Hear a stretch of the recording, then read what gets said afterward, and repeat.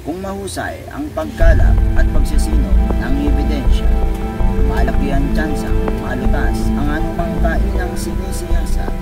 Kaya nga, sa bawat kainang matututukan ng aming kamera, ay dadalhin kayo ng biyaheng food trip ni Boss Bill sa mismong sentro ng investigasyon.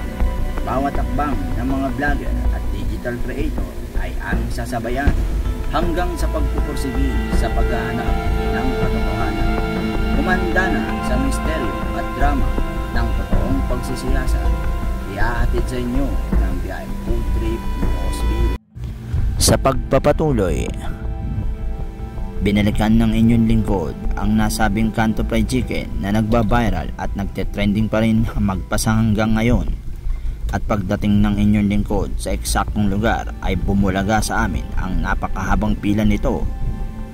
At nang tignan namin ang oras, alas 12 ng hapon, subalit hindi pa rin napapatid ang mga tao dito. Sadya nga bang napakasarap at talagang napakamura ng manok na tinda nila dito, kaya naman binabalik-balikan ito ng kanilang mga parokyano.